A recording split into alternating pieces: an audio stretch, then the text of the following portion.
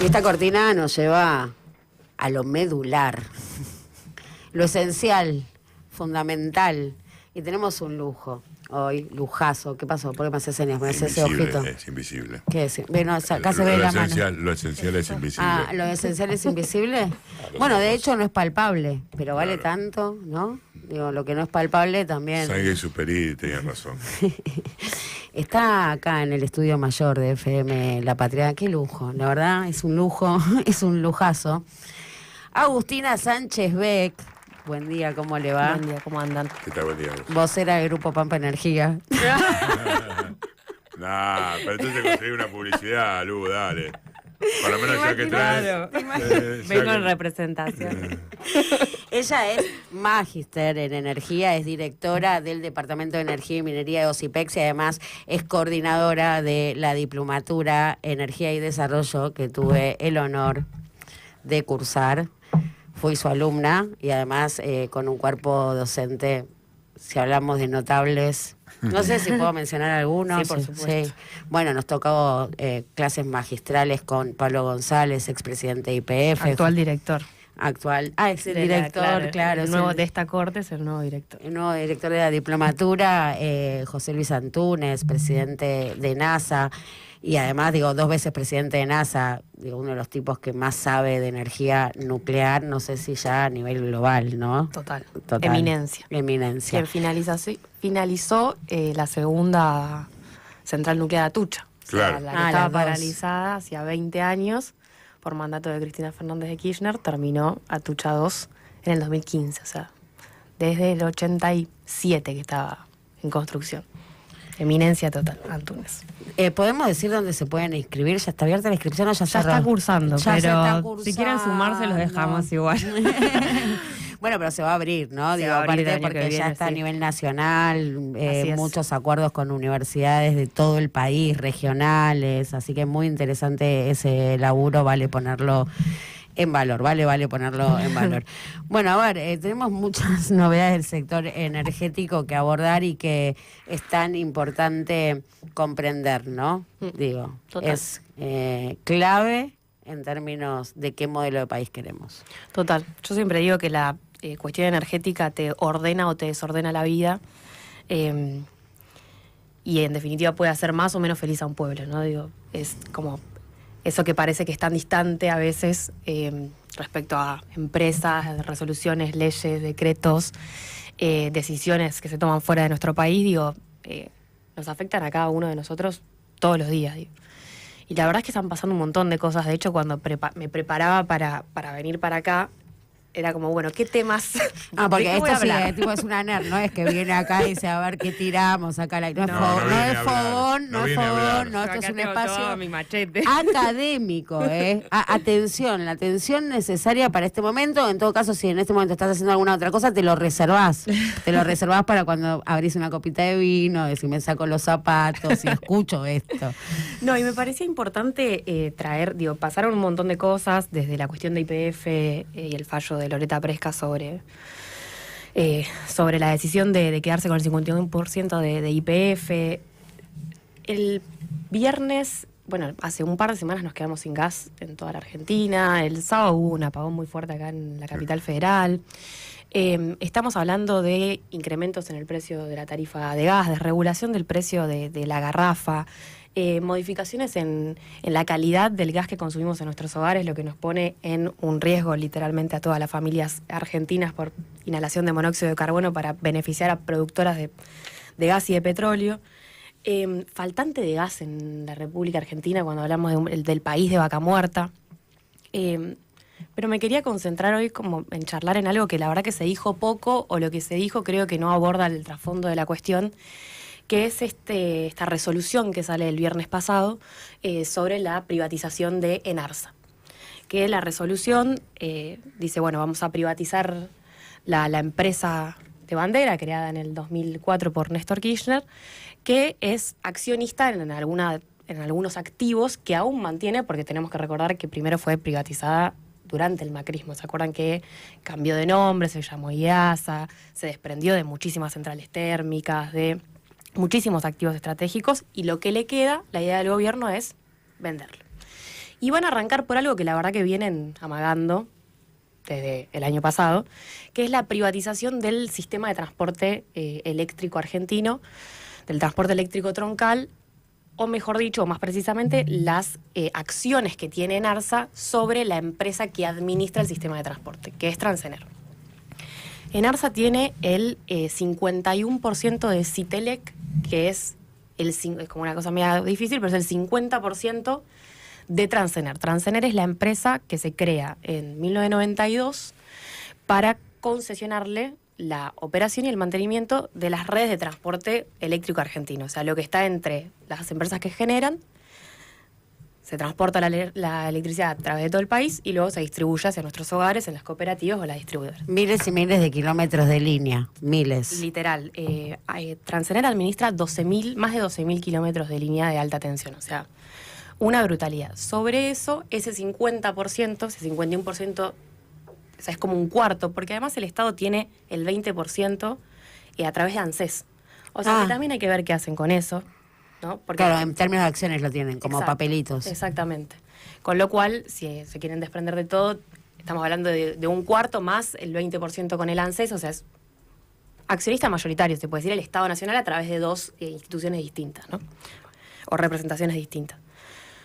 Bueno, quieren vender esto, ¿a cuánto lo van a vender? ¿A quién se lo van a vender? ¿Por qué lo van a vender?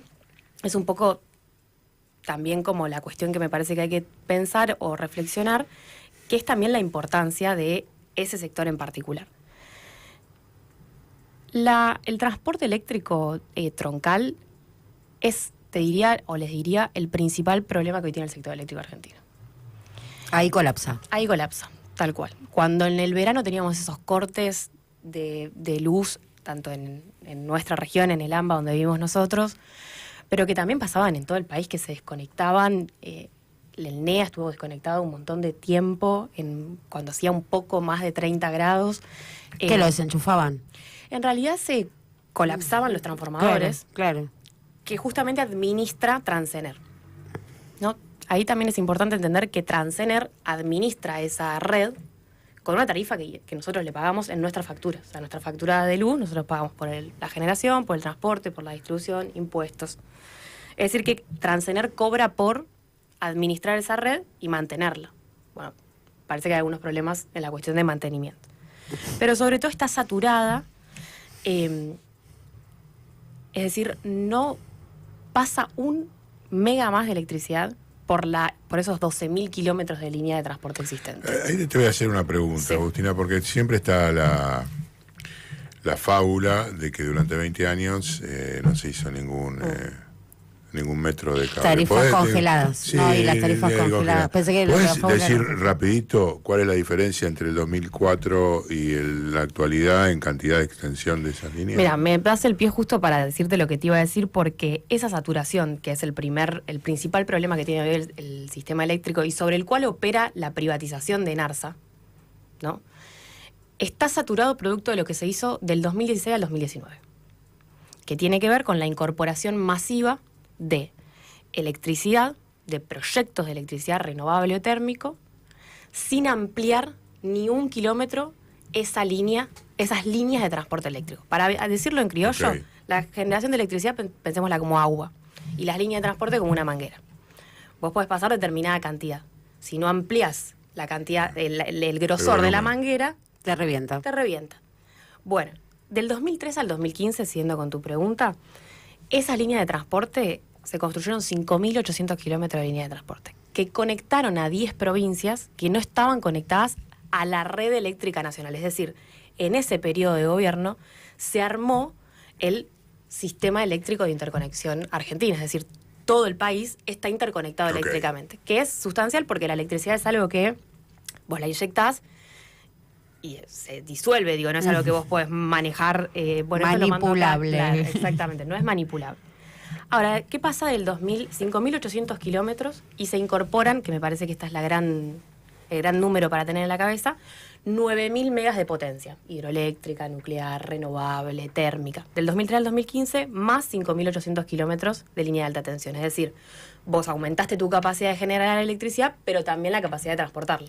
También, vamos a decir que la demanda de energía es creciente. Claro, en un mercado nacional que lo necesita. Que uno apuesta, me parece, también al desarrollo industrial, a que las familias argentinas puedan tener un ventilador, una tele, un aire acondicionado, ¿no? En ese contexto de incremento de la demanda, bueno, vos generás más electricidad y necesitas transportarla, porque, y acá veo una idea clave, la generación de electricidad no puede estar desvinculada del transporte, y tampoco puede estar desvinculada de la distribución. Pero lamentablemente nosotros tenemos un marco regulatorio que lo tiene desvinculado. Y me parece que ahí me estoy adelantando un poco a la conclusión, pero ahí hay que poner un poco el foco. ¿Por qué? Porque yo les digo que del 2016 al 2019 se incorporaron 6.000 megas de potencia, principalmente renovable y térmica, es decir, proveniente del gas, sin construir un solo kilómetro de línea de transporte. Entonces, si pensábamos en lo de la manguera, ¿qué pasa? Reventó. Se satura. Entonces se armó todo un sistema. Ustedes recordarán los contratos de energía renovable del macrismo, y el negociado de los parques eólicos que involucraban desde familiares de Macri hasta el propio Macri, hasta funcionarios. Jugadores de fútbol. Eso es lo que se llamó el Renovar. El programa Renovar, exactamente. Investigado por la justicia, un poco cajoneado, pero está dentro de las denuncias que tiene Mauricio Macri, por la cual también le interesa, me parece que de alguna manera... Y una muy fuerte, la Auditoría General de la Nación también. Exactamente, sí. La Auditoría General de la Nación en el 2023, o sea, pensemos que era oposición al gobierno de ese momento, porque siempre la AGN tiene a la oposición, dice que hubo un nivel de irregularidades impresionante, que se pagaron sobreprecios, que las rentabilidades fueron realmente excesivas, que el Estado asumió un riesgo en favor del privado, porque ¿qué hay que entender de ahí? Que el negocio que se hizo del 2016 al 2019 con los contratos de energía renovable era de compra de electricidad por parte del Estado a estos proyectos en dólares, con tasas de rentabilidad por encima del 80% en dólares, con prioridad de despacho, que ahí es donde está la vinculación con la línea de transporte. O sea, si vos decís, no tengo capacidad para transportar porque no construyo una sola línea de tendido eléctrico más, ¿cómo hago para que los proyectos de energía renovable entren? Bueno, los meto primero. Sí, ¿Y cuál es la diferencia? ¿Cuál es la diferencia? No hace falta, porque claro, si yo repito todo lo que dice ella. Bueno, no importa. ¿Cuál es la diferencia que hay entre un mega, no sé, de una hidroeléctrica, no sé, Salto Grande?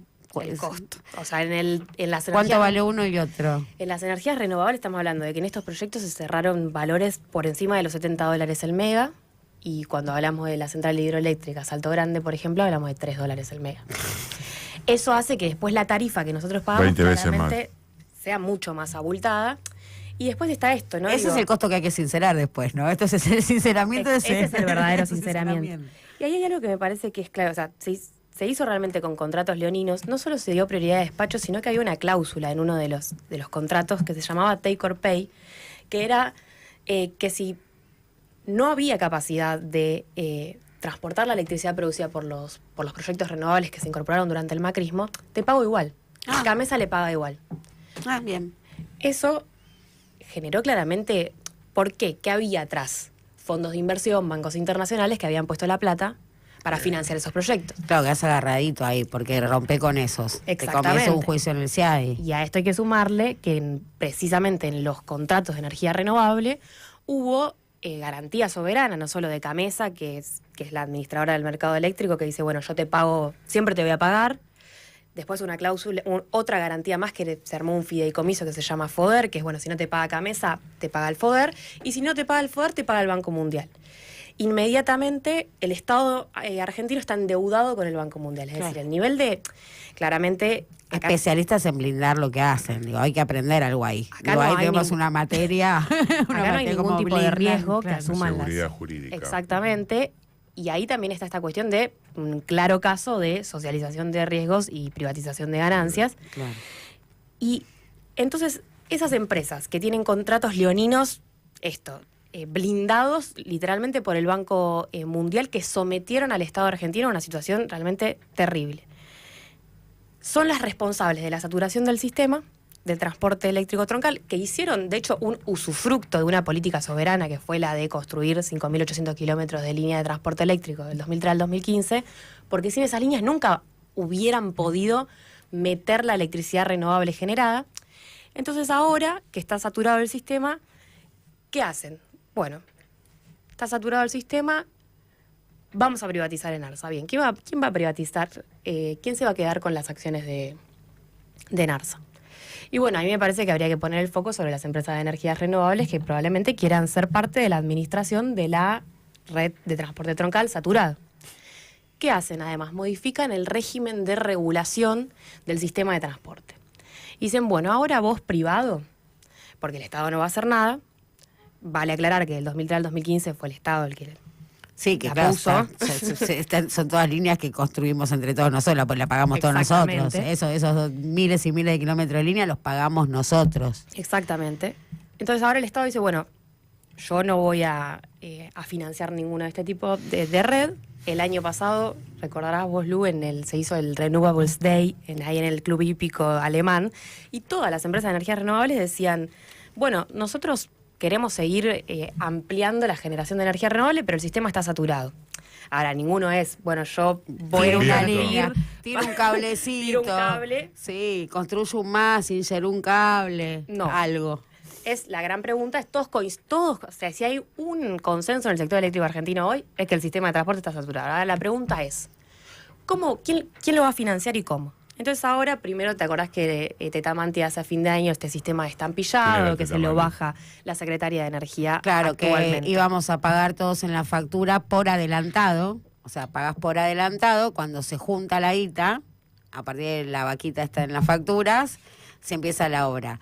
Digo, prefinanciamos, el estampillado es una prefinanciación. Exacto. Bueno, y eso se lo baja Caputo y por alguna cuestión... Inflación, tarifas. Sí, de internas también, la Secretaría de Energía viene de McFarlane, de Camusi, digo, ahí hay... De Macri. Exactamente, como algunos intereses más bien políticos, pero se lo bajan y ahora proponen otra cosa, que es la de, bueno, vos privado, invertí en la ampliación del transporte. Yo te voy a dar una concesión, le dice el Estado. Esto salió la semana pasada. O sea, sale la privatización de Transener y sale una modificación del sistema de regulación del transporte. Entonces, bueno, vos ponés la plata, que te la ponga un banco o un fondo de inversión internacional, porque el nivel de costo que tiene... Carísimo. Estamos hablando de arriba de los... Para una línea decente son arriba de los $1.000 millones. Entonces, bueno, que te financie algún prestamista internacional y vos vas a recuperar esa plata con... Tarifa. La de todos los ciudadanos, exactamente, la nuestra. Y dice, bueno, si en algún momento, dice, que esto es realmente impresionante, y esto es por la ley de bases, que modifica la ley de obra pública y de concesión, que dice, si vos, el Estado argentino decide pisar la tarifa que vos vas a recibir como recupero de la inversión, la generadora le puede ceder al Banco Internacional o al Fondo de Inversión que le puso la plata el derecho a litigar contra el Estado. Ah, bien, o sea, Presca. Buenísimo, claro, exactamente. Presca again, claro. De nuevo, otra vez, otro caso de cesión total de soberanía para garantizar una inversión que es absolutamente, o sea, es necesaria, digo, no hay duda de que es necesaria, pero acá me parece que hay que dar una discusión más de fondo. Y ahí me voy acercando un poco como a la conclusión para no hacerla tan larga. En paralelo a esto, o sea, esta saturación del sistema, vos tenés, bueno, privatización de Enarsa, modificación del sistema de regulación y a la vez una licitación en la provincia, en el AMBA en realidad, que incluye la capital federal y la provincia de Buenos Aires. Que ahí es el colapso mayor, ¿no? Exactamente, porque el 60% de la electricidad consumida, de la demanda de electricidad, está acá.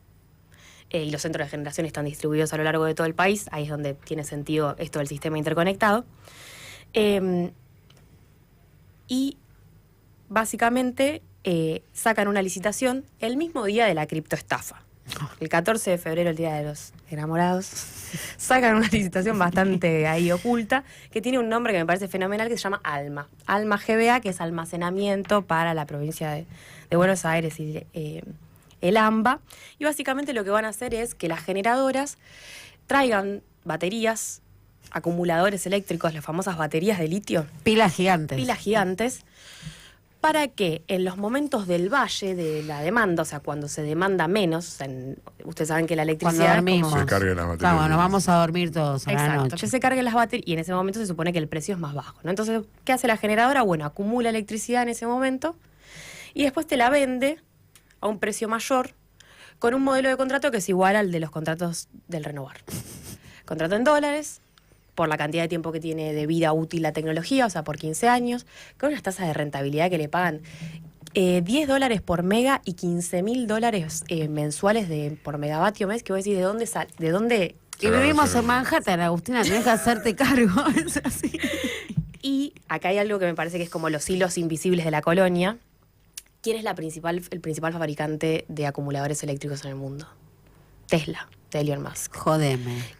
¿De dónde saca Tesla el litio para hacer sus acumuladores eléctricos? Acá. De acá. Es accionista de Livent, ahora Río Tinto, junto con BlackRock. Y bueno, en ese entramado uno va, encuentra en el balance contable de Tesla que el litio que utiliza viene de Argentina. O sea, está comprobado lo que estoy diciendo, no es conspiración. Increíble. Es decir, que nosotros después los usuarios de la Lamba le vamos a comprar a Tesla las baterías para que no nos corten la luz, garantizándole el negocio a la generadoras, porque aparte son las generadoras las que van a... Es decir, acá también hay un negocio para la generación, ¿no? Porque están todas las mismas, Pampa Energía, Central Puerto, Geneia, son todas las mismas empresas que lo que hacen es garantizarse que toda la electricidad que generan, bueno, sea vendida con altas tasas de rentabilidad. Estamos hablando por encima del 50, 60, 70% en dólares, ¿no? Sí, estamos hablando de tasas de rentabilidad que incluso superan las tasas de rentabilidad del sector financiero. Tenés Exactamente. solo dos negocios posibles. Exactamente. El sector de la energía o jugar al sector financiero, esto está quedando cada vez más claro. Exactamente. Entonces ahí uno ve y dice, bueno, para que no se me corte la luz, que ese concepto de acumulación de electricidad, se suma a la tarifa, o sea, somos los ciudadanos los que vamos a tener que pagar por esa acumulación de electricidad para evitar los cortes. Bueno, es un parche claramente ante un problema real que es la saturación del sistema, que esconde un negocio muy, muy jodido, que me parece que tenemos que ponerle un poquito más el foco sobre ese tema. Entonces tenemos que se va a privatizar saturación del sistema de transporte, se privatiza Transener a través de NARSA, se modifica la regulación, se hace una licitación para acumular electricidad y evitar los cortes entre 1 millón de comillas. ¿Quiénes son los verdaderos beneficiarios de todo esto? Las empresas principalmente de energía renovable, porque son las empresas que justamente quieren construir y ampliar esta red para que sea su electricidad la que nosotros consumamos, que es la electricidad más cara, más endeble, porque depende de condiciones climáticas, y a esto se le suma, como quizás el problema más de fondo, que tiene que ver con esto que yo dije en un momento, que es la propia organización institucional del sistema eléctrico argentino, que es el absurdo que tiene la ley 24075 de 1992, que copió el modelo inglés del sector de organización del sector eléctrico y lo dividió en 3 partes: en la generación, el transporte y la distribución. ¿Por qué digo que es un absurdo?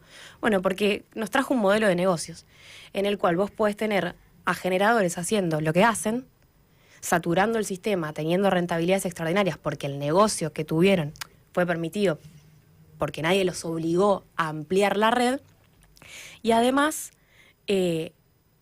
después tenés en el transporte a Transener, que esto también es importante decirlo, solo opera y mantiene la red existente.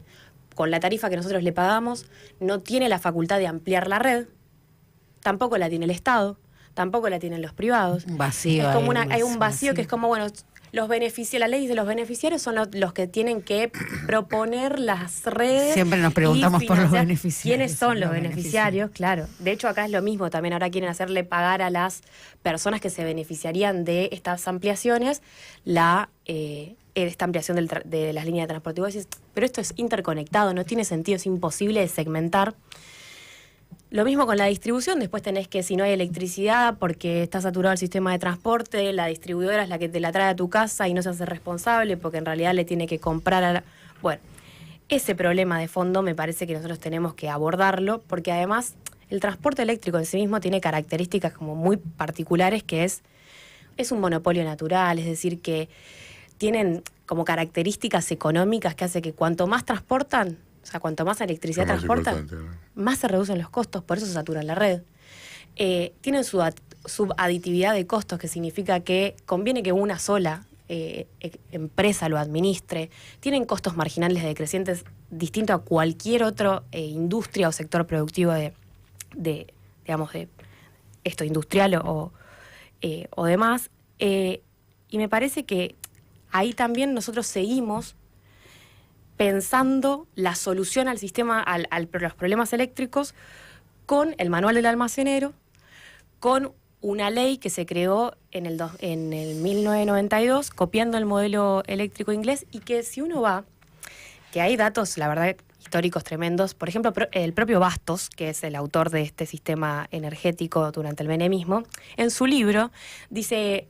Yo lo escribí porque dije, me parece fenomenal. Dice, las distintas alternativas para ampliar el sistema de transporte son imaginativas. Y habrá que ver si no surgen inconvenientes en esta situación. En 1992. O sea, ya sabía que iba a ser. Un informe del ENRE del 96 dice, che, esto no está funcionando, como hay que hacer algo. Entonces, ¿por qué seguimos discutiendo, encorsetando la discusión política respecto a los problemas del sector energético con este marco regulatorio que nos impusieron en un momento geopolítico particular?